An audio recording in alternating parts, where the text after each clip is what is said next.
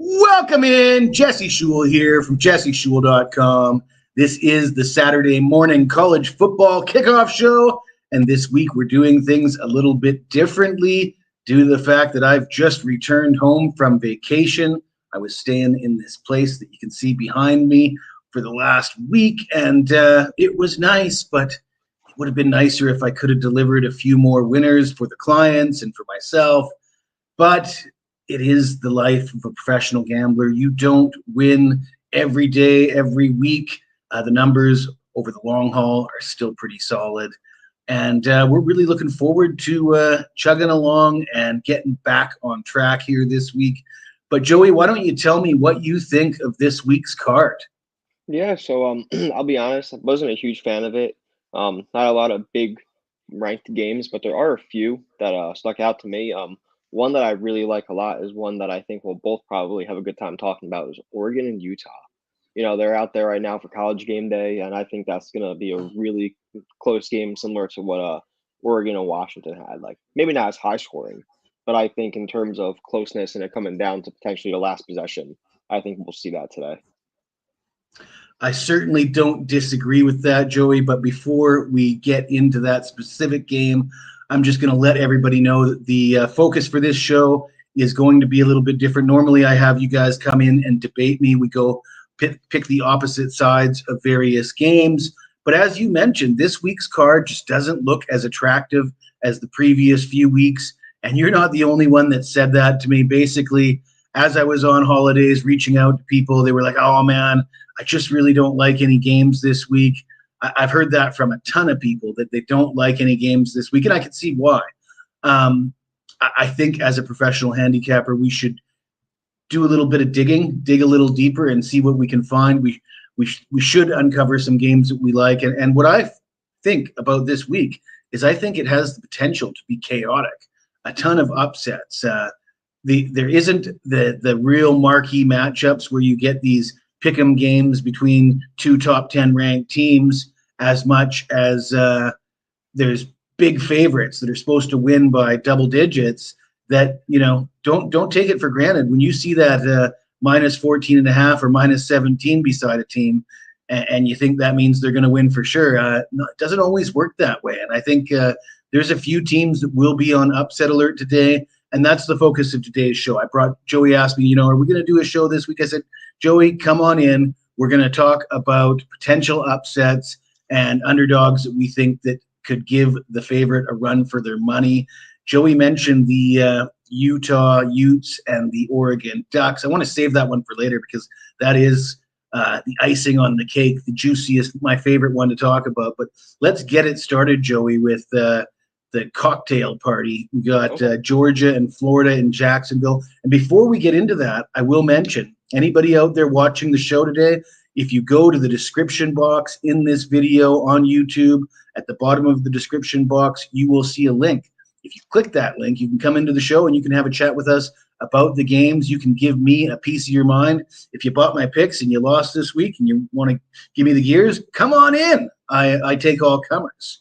But Joey, Florida, do they have what it takes to upset this Georgia Bulldogs team in the cocktail party this Saturday? I'll be honest, man. Georgia is really suspicious to me. Like outside of that one game against Kentucky, I really don't think Georgia has looked all that good. You saw them last week against Vanderbilt. I think their secondary looked very vulnerable. They allowed 20 to 21 points against a team that has yet to cover all season until that game. Not only that, but Florida is ranked 45th in rushing yards per game, which I think could be a really big struggle for Georgia today to stop their run game. Yeah, Florida is a bit of a Jekyll and Hyde team. Like, which Florida team are we going to see today? Are we going to see that Florida team that ran all over Tennessee? Or are we going to see the Florida team that let Kentucky run all over them? And it's not a home game for Florida. It might be in the state of Florida, but it is not a home game. That being said, it's not a road game either, and it isn't a home game for Georgia. And as you mentioned, Georgia has shown some vulnerabilities this year.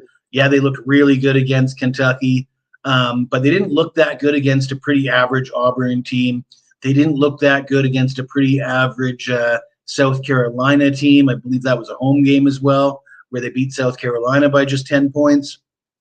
And we do see an opportunity here, in this rivalry game where this isn't your typical game, Joey, where you see two SEC teams playing and the favorite, whether it be a home game or a road game, you handicap it a certain way. But when you have a rivalry of this magnitude and a neutral site game, it throws a few variables in there that are difficult to account for.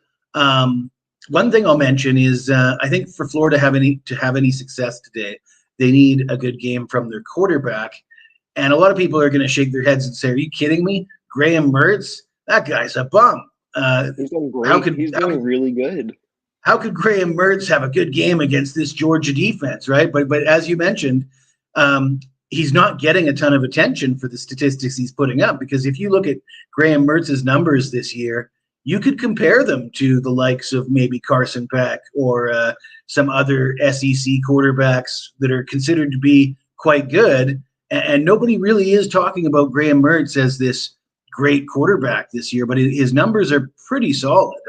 I must admit. What is it? A dozen touchdowns and 2 picks. I don't have the numbers in front of me. He has 12 touchdowns on the season. He threw for 423 yards last week against South Carolina, and then he threw for 254 against Vanderbilt. He's good. He's doing pretty well in Florida, in my opinion.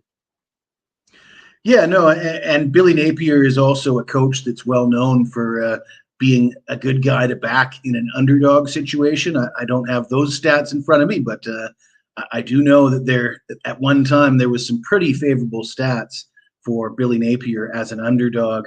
And Mertz, I will say, when Florida lost to Utah, Florida didn't look particularly good in that game. I was really high on Utah in that game, and the SEC fans were giving me the gears, telling me I don't know what I'm talking about. I don't know SEC football. Anyways, of course, Utah did spank them at Rice Eccles. As we both know, it's difficult to win at Utah. We'll get into that a little later, but I will say that Mertz didn't have a bad game in that, and he threw for a ton of yards in the fourth quarter in garbage time, and threatened to get a backdoor cover in that game. So they didn't lose that game on account of poor play from Graham Mertz. So I'm giving the Florida Gators a puncher's chance here, and I say if you can get 14 and a hook, it's worth a stab on the Florida Gators. Anything to add on this matchup, Joey? Yeah, my big thing that really stuck out to me is Georgia hasn't been able to cover at all this season, and they're going to be a 14-point favorite in a neutral ground in a big game where Florida. This is probably, in my opinion, Florida's SEC championship game. Florida, Georgia, cocktail party, neutral venue. My opinion, there's going to be more Florida fans there. I think the spread is way too high for a neutral ground game, in my opinion. And keep in mind, Florida only has one SEC loss, so they're technically not actually out of the hunt. Yeah, this is big for them. If they can knock off Georgia today, that'll really elevate them for the SEC title game. Well, Joey, I don't know if that's going to happen in this game, but I'm telling you, I feel like that is going to happen today. There's going to be some chaotic events that people just don't see coming, and I watch all the other shows. I listen to what other handicappers have to say, and I've watched the industry transform into a game of data and advanced analytics, and everybody rattles off these stats. And they say, well, Georgia's defense allows this many rushing yards per game, and you do these matchups, and you dig into the analytics of how the game's going to play out. And I find that the pundits are leaning a little bit too heavy into the analytics, and they're failing to account for the old school method. An older guy like me, only a few years away from being 50, despite a full head of hair, and it's not all gray. We were conditioned to be situational handicappers. We tried to gauge emotion and letdowns and look-aheads and sandwich games, such things as that, right? And I'm going to give you a few examples right now of some teams that suffered a letdown off of a big win.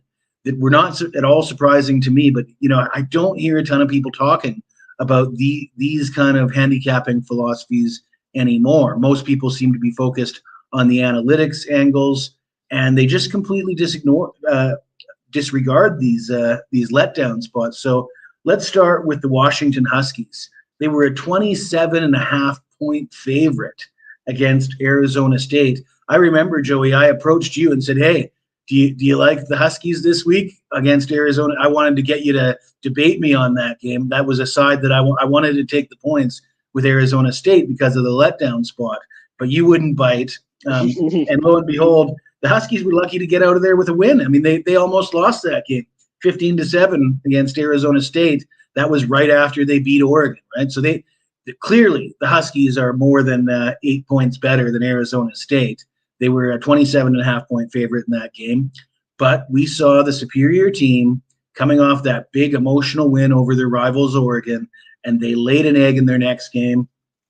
The next example, the Tar Heels last week, losing outright 31-17 to the Virginia Cavaliers, and that came following their biggest win over the season against conference rivals Miami.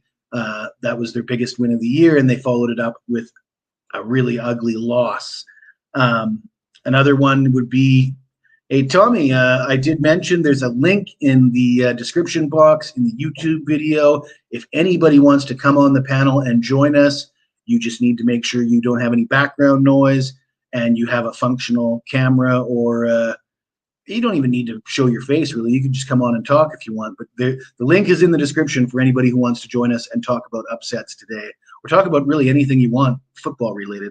So yeah, the Tar Heels suffered that letdown. They lost outright.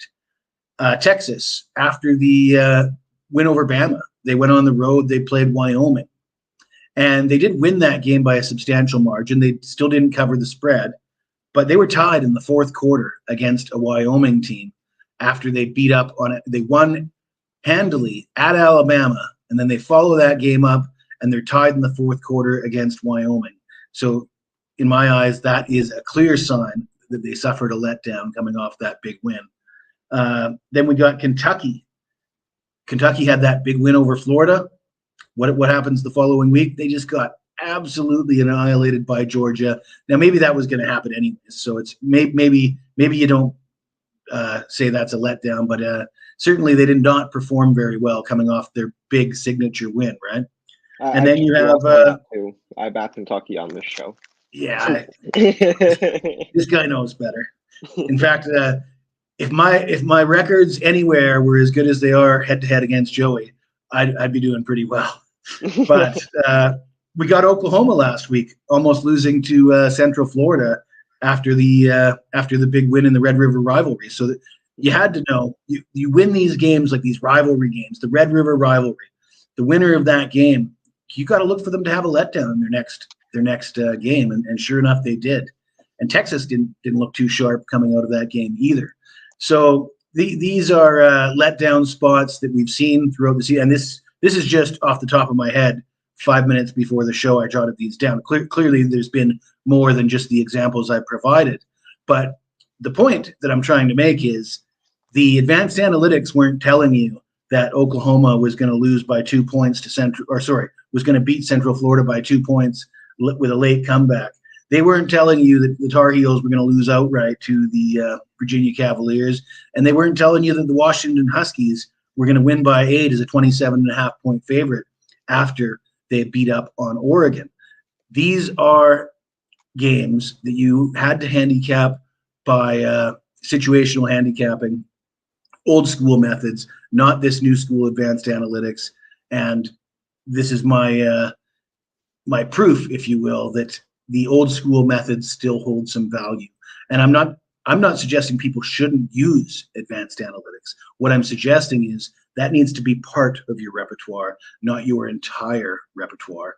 If you limit yourself to one angle like that, I think that sets you up for disaster. And that's my case in point with the examples provided. So let's move on to another game where we see a potential upset in the works, Joey. I'm looking at USC. They're a 10.5-point favorite on the road at California.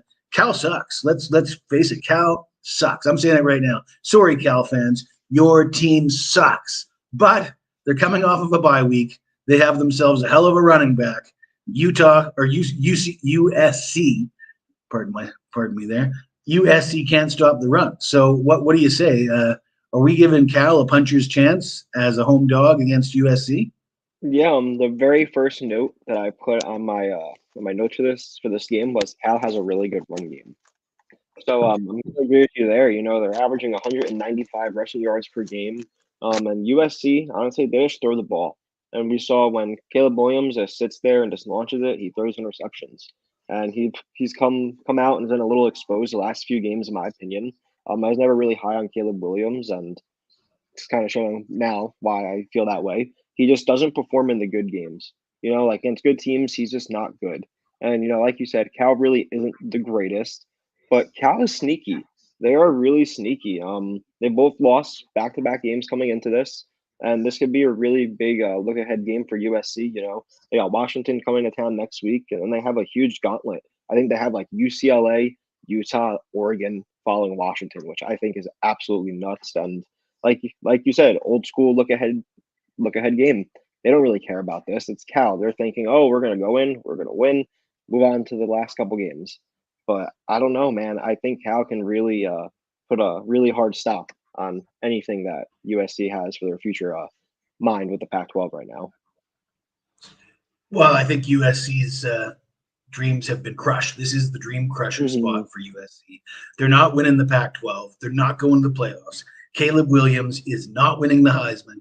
In fact, a lot of people have suggested that Williams should just pull himself out and prepare for the draft because there's nothing. He can't really improve his draft stock moving forward. He can't win anything. Just go to the NFL and make some money and don't risk getting hurt. He's said he's not going to do that. But he's also said a few things that sort of lead you to believe that his character is in line with that, like refusing to play for certain teams if they draft him and stuff like this. So, you know, they lose one more game and maybe all of a sudden he's like, oh, my knee's a little sore, going to have to rest it. 2 weeks later, you hear, yeah, he's preparing for the NFL draft. So even though he said he's not going to do that, don't be surprised if he ends up doing that. Yeah, total dream crusher spot. USC's defense sucks. The bye week is a huge one for me. Teams, obviously, you give them an extra week. They get rest up those linemen that have, you know, linemen are big dudes, and I'm a big dude myself, and I know things start to hurt. You know, you get banged up, and you rest your joints and your sore shoulders, sore backs, sore knees, and that's an advantage. And that running back for Cal is probably set to have a monster day. Wouldn't be surprised to see Jade Knott go for over 200 yards from scrimmage and score a couple touchdowns. So I think USC is on a massive upset alert in my book. But let me address the question by Tamoose. What's your feeling on Arizona today? I think, Tommy, I'm not sure what line you're getting in that game. I saw 3.5s on the board. I'm not sure if those are available or if it's just 3 now. Clearly, Oregon State is the better team. Oregon State's got a big, bad offensive line. They can run the ball. I don't really trust DJU, especially on the road. I don't like betting Oregon State in this role as a road favorite. And Arizona's quarterback, the starting quarterback ended up getting hurt, and then the backup comes in, and it turns out he's better than the starter. So they're sort of on a roll here with a quarterback that's playing well. This game sort of has upset written all over it as well. It's not one I feel strongly about. I wouldn't have a play on either side, but I think there's probably a lot of people thinking that Oregon State look like easy money in this spot, and I would caution against that kind of mentality. So that's the best I can give you, brother, on the Arizona-Oregon State matchup. What else we got? I know you mentioned this game, Joey. Kansas. They were getting 10 points at home against Oklahoma. Now just 9.5. What do you have to say about this game? Oklahoma survived a close one last week, 31-29 against UCF. Kansas has a solid defense. Their one thing I really liked about Kansas specifically is they're 53% on third down. That's really big at keeping the ball, pushing downfield, getting yourself in the field goal range. You know, I think that's really, really crucial against this Oklahoma defense. Both comparable in my opinion on defense as well. Granted, Oklahoma allows a lot less points, but in terms of the secondary, the Russian defense, they are both very comparable. We saw this line come down a lot into Kansas's favor. So I don't know, man. I really think that this can be a really close game, especially Oklahoma secondary allowed 248 passing yards to UCF last week. They threw for more passing yards than Oklahoma did. That says a lot, in my opinion. So I think this can be another game that has big upset implications with Kansas in this. Well, I do agree with you, Joey. It's not my favorite on the list of potential upsets today. I think Oklahoma clearly is the better team. They had themselves a scare last week, and I think a lot of people think, oh well, they almost lost, so they have to come out even better this week. But I find sometimes when a team plays poorly and they almost lost, but they won, it leads them to say, well, even though we play poorly, we still win. I think there's a lot more incentive to fix your issues when you actually lose those games than there is when you still slip away with the victory. I am high on Kansas, and you know, would I like to see Jalen Daniels in this game instead of Jason Bean? Sure, but Bean's, you know, he's had himself some big games. Kansas certainly looked really good in a win over UCF, who gave Oklahoma trouble, and I don't use those kind of matchups as credible evidence that just because Kansas beat up on UCF gave Oklahoma trouble. But I will use it as an indicator that Kansas can make some stops against a team like UCF. That, like as you mentioned, their defense might be a little underrated. They were able to make quite a few stops in that game against UCF, and they can score some points. They move the ball. Their offense runs quickly, and I like the coaching staff there. They could scheme up some stuff to give Oklahoma fit. So I would certainly lean towards taking the 9.5 with Kansas. Another game that you didn't mention this. Everybody I know is against me on this, but we have the Houston Cougars getting 18 points at Kansas State. Kansas State's rolling. Kansas State, you know, they had their little blip, but they're back on their high horse. And Houston's had a terrible season, but they're coming off back-to-back wins. Their quarterback's playing better, and this is a look-ahead spot for Kansas State with Texas on deck. You got any thoughts on this game, Joey? It wasn't really big on my radar, if I'm gonna be honest with you. But Kansas State is rolling. I don't disagree with that. But I don't know. Houston's 4-3 against the spread. Kansas is only 5-2 against the spread. This is a look ahead spot. So I agree with you. This is a lot of points. I don't think Houston wins outright, but I think it's enough that they'll come back, maybe get a couple touchdowns, maybe a field goal or two in the fourth quarter and cover in garbage time. But I think it's way too many points to lay. Yeah, no, that's that's my feeling. Is the point spread looks a little inflated. You've got that look ahead spot. Also, I will mention that in the loss to Oklahoma State, Kansas State's secondary looked awful, and Houston's got a passing game. They're a team that if you want to get into a shootout, they will oblige. And I can see one of those games where you just get that score on every possession shootout type game. Maybe K-State pulls away at the end, wins by 10 or 14, but 18 seems like a hefty number to me. Anyways, let's tackle Tommy's question about Duke. They broke my heart against Florida State, I gotta say. The quarterback situation is a little bit rough. That backup Henry Beeline, he's been just brutal. So it's really hard to sign up, because if you're betting Duke, you're basically betting that their defense is going to score points, or their defense is going to cause enough havoc to create short fields and win the game for them, because their offense at this point certainly isn't going to do it. Riley Leonard was not himself last week. He's not going to be 100% this week. He's not going to be effective running the ball, and that's what I think this Duke team needs to be a threat. in the ACC. They need Riley Leonard as a dual threat quarterback.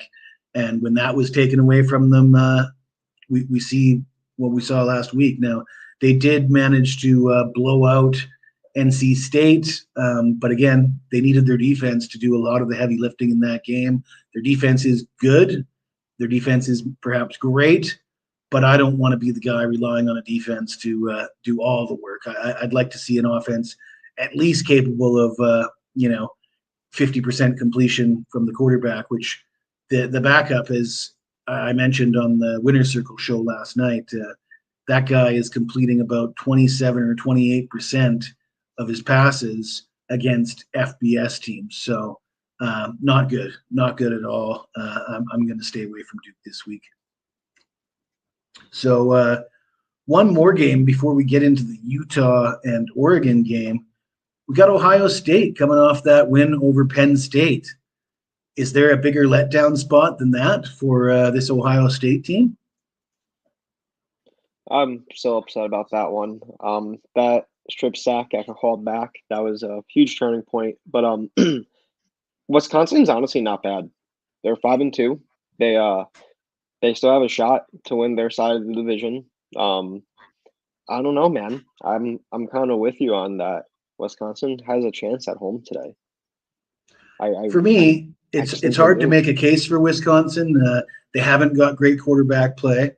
They haven't been the dominant running game. They don't have the dominant running game they've had in past seasons. Their defense hasn't been as dominant as it was in past seasons. So statistically speaking, if you look at the matchup and how do they match up against Ohio State, all those sort of metrics would sort of point toward Ohio State. But as I mentioned, sometimes with these situational angles, you got to throw that stuff out. And I think Ohio State's good enough to win this game by 20 or 30.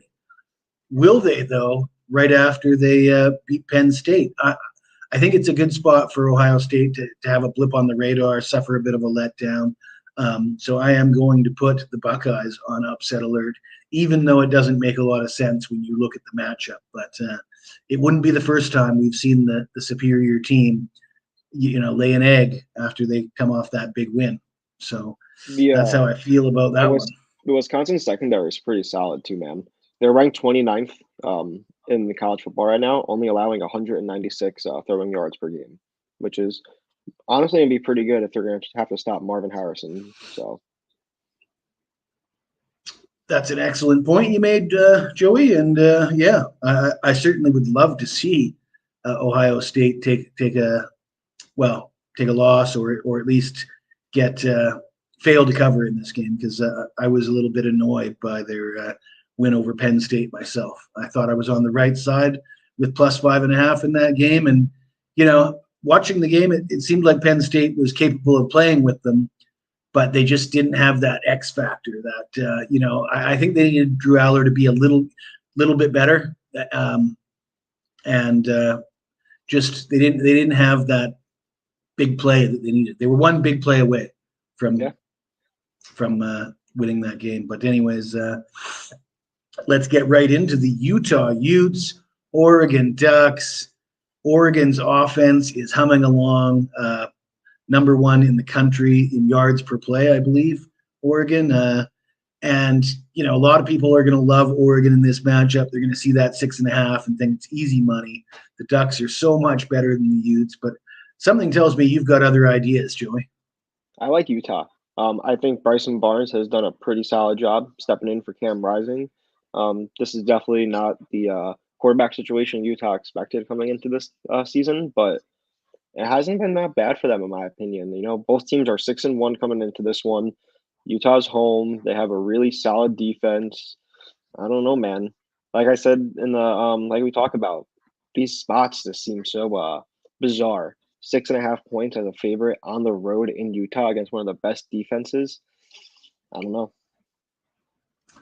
No, I'm with you. I mean, I said it before. Nobody just goes to Utah and expects to win. The Utes haven't lost at home since 2020. I believe the last time they lost at home was a game with no fans in the COVID times. This team is on a hell of a roll at home. And we've seen it this year. They look like a different team at home. Their offense is showing some signs of being able to run the football. As I mentioned, I do watch other shows, listen to other handicappers, and I don't want to create drama by dropping names, but I was watching a show this morning and a guy mentioned that Oregon, nobody's been able to run on Oregon, he said. And he quoted the yards per play or, opponent rushing yards. And I looked at Oregon's schedule, and I mean, who has Oregon played? Oregon hasn't played a team that runs the football. They've played Washington State, Colorado, Texas Tech, a bunch of really crappy. Yeah, I mean, so any stat that shows you that Oregon doesn't allow their opponents to run the football is a flawed stat just based on their schedule alone. You have to at least have shut down one team that actually even attempts to run the football before you could say such a thing. And I think that's one of the perils of leaning too heavily on the advanced analytics. You end up conning yourself into believing that this team is unbeatable because of this, when it's a fallacy. It's a fallacy to start quoting how good Oregon's run defense is when they haven't played a team that runs the football, in my opinion. One of the things that people might not be aware of is Utah has pulled a safety out, and they're now using him as a running back. And this guy's averaging something like 5 or 6 yards per carry. He has basically become Sione Vaki, their safety, has become their lethal weapon on offense. And they have had a kind of a potent running game in the last few weeks. And can they run the football at home on Oregon? I think they can. And I think Bryson Barnes, he's not Cam Rising. He's had some poor games, but he's had more and more time with the coach, coaching him up. We're halfway through the season now. He should be a better quarterback in this game than he was in week 1, week 2, week 3. And they're probably going to have a good game plan where they're not going to need him to win the game for them. They're going to lean on their running game, their defense. They're going to ask him to do a few things here and there. And I see this being a tight game. I think Oregon is probably the better team right now. The Utes do have some key injuries that concern me. Probably the only thing keeping me off Utah in this game as far as a premium pick is the injury situation for Utah. I think their best linebackers out for this game, which is would certainly help against this Oregon offense to have your best linebacker in the game. So I'm certainly leaning towards Utah. I think if they don't win outright, you gotta like them to cover the 6.5 here at home. As good as Oregon is, we've seen them go to Texas Tech on the road and get lucky to get out of there with a victory. So, and Utah is a lot tougher place to play than Texas Tech, in my opinion. A lot of handicappers are on Troy today, you say. Do I know anything about Troy? I mean, they were great last year. So they made a lot of money for bettors last year.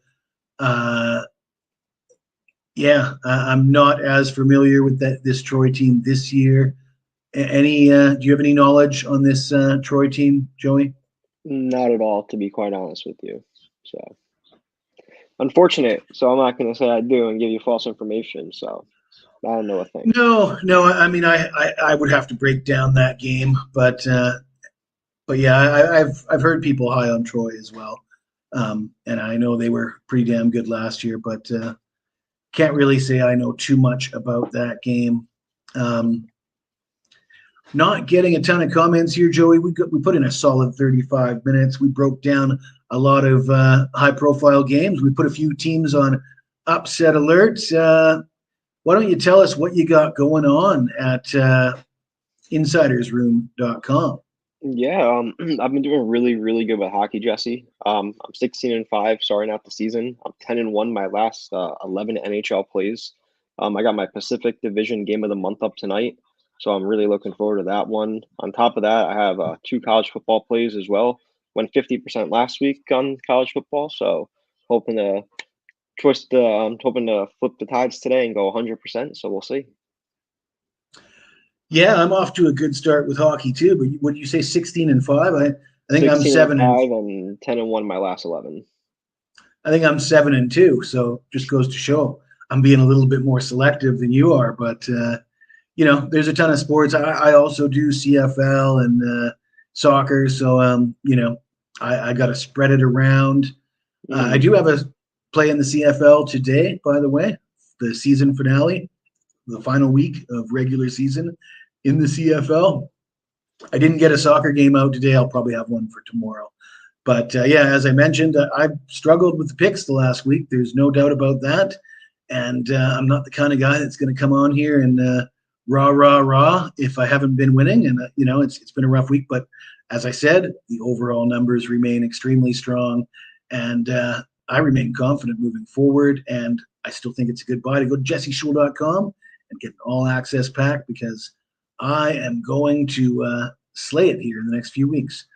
Well, Joey, let's wrap her up. I want to thank you for joining me, and let's get back on track next week, debating about games and challenging the boys to come in and pick the opposite side as the Iceman, because I have a lot of fun doing that. It didn't work out this week for various reasons, but hey, we had a pretty good time talking some upsets. So thanks for joining me, Joey, and we'll see you next week. Thanks for having me.